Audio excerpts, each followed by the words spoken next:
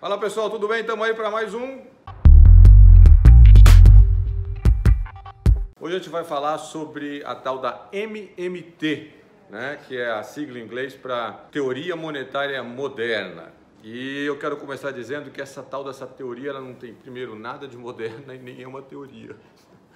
Então MMT parece um nome meio inapropriado. O que esse pessoal está começando, que ganhou, né? Esse movimento ganhou um pouco de força. O que eles estão defendendo? O que eles têm dito? É uma coisa, na verdade, bastante específica para país desenvolvido. Então, primeira coisa, não se aplica muito ao Brasil. Nem desse debate de ideia não faz muito sentido no nosso caso. Ele começa a fazer algum sentido num mundo em que, numa economia, né? Num lugar em que as taxas de juros são muito baixas. Taxa de juros perto de zero ou zero, por exemplo, em países desenvolvidos como Estados Unidos, Europa e Japão, foi daí que surgiu esse debate, né? Porque quando a taxa de juros está perto de zero, você não tem mais a capacidade de usar a política monetária para estimular a economia.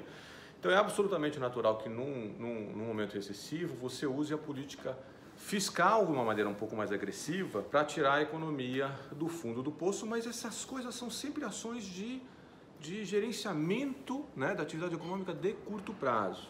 Então, isso que fique claro.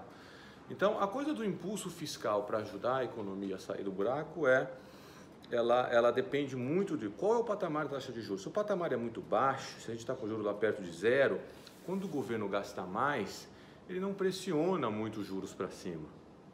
Né? Porque o governo, para gastar mais, precisa pegar mais emprestado.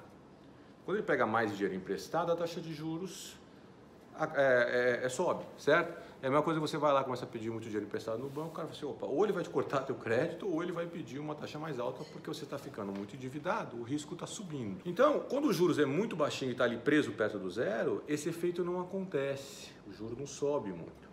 Então é quase como um almoço grátis você gastar mais no curto prazo quando o juros está zero. De preferência, gastar fazendo coisas ligadas à infraestrutura, que vão te gerar serviços lá na frente, que vão te gerar um ativo.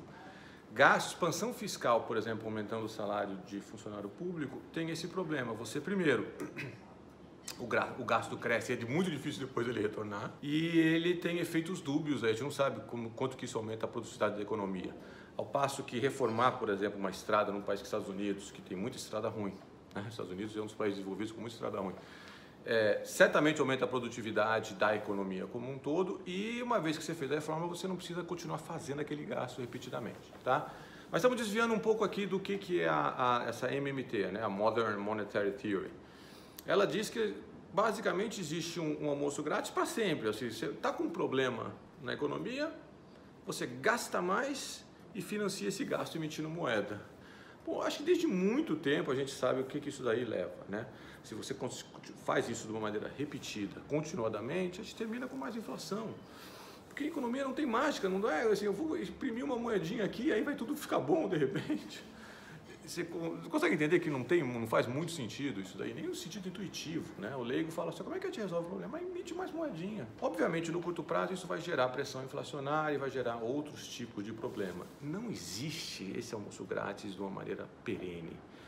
De novo, no curto prazo, se está com juros zero, a economia no fundo do poço, você vai lá, faz mais gasto e pode financiar com a emissão monetária. A inflação vai subir um pouquinho, mas tudo bem, a inflação está muito baixa, a economia está numa recessão. Então, tem uma certa aplicabilidade para países desenvolvidos.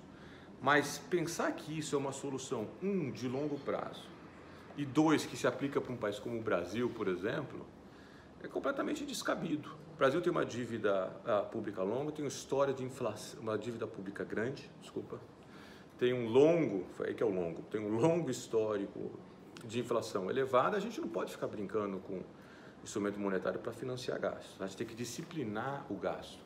A base toda, gente, de estabilidade macroeconômica de um país vem de uma política fiscal sólida.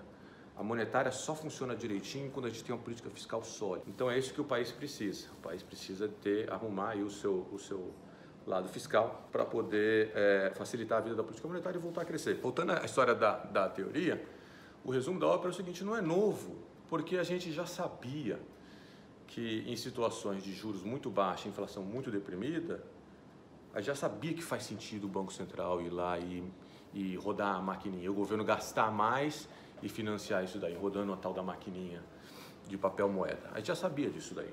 A gente também já sabia dos perigos disso daí, que se feito de uma maneira continuada e exagerada, isso vai gerar inflação lá na frente e não vai gerar crescimento.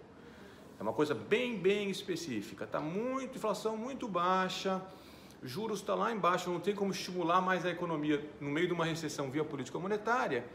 Aí você joga esse jogo mais aí, que a gente diria mais heterodoxo, esse jogo mais, usar uma coisa um pouco mais fora da caixa das ferramentas padrão de economia para poder estimular. Mas é bem específico a esse tipo de situação. Então por isso que não é uma teoria, né? E por isso que não é nova, tá bom? Essa coisa do moto perpétuo, como ficou apelidado no Brasil, né? Alguns economistas brasileiros apelidaram esse tipo de lógica, o moto perpétuo. A gente gasta mais, aí esse gasto gera mais arrecadação, aí essa arrecadação paga a dívida, e a gente pode fazer. Você consegue ver que não dá para funcionar um negócio desse? A gente já tentou isso no passado, a propósito, e não funcionou. Mas assim, a lógica, você tem que entender que a lógica é falha. Como é que o negócio pode ser tão fácil assim? Pareceu muito fácil, é uma solução muito fácil. Emite moeda, faz o déficit público que precisar fazer para acabar com o desemprego. E faz isso emitindo moeda, é ridiculamente tão fácil que não pode ser verdade, né? Não pode funcionar, senão a gente, como é que a gente ia explicar países que ficam um longo tempo em recessão? Porque todo mundo é idiota e não faz isso. Então é uma solução muito específica para casos muito particulares e em particular não se aplica a países que ainda têm espaço de política monetária para lutar contra a recessão, como é o caso da grande maioria dos países em desenvolvimento, tá bom? Então, obrigado por acompanhar de novo mais um vídeo. Aperta esses botõezinhos que vão aparecer aí embaixo, divulga o porquê para os amigos e não esquece que a gente está em outras mídias também, no Facebook, no Instagram, e tem o nosso blog onde a gente discute mais variados temas. Um abraço, até semana que vem.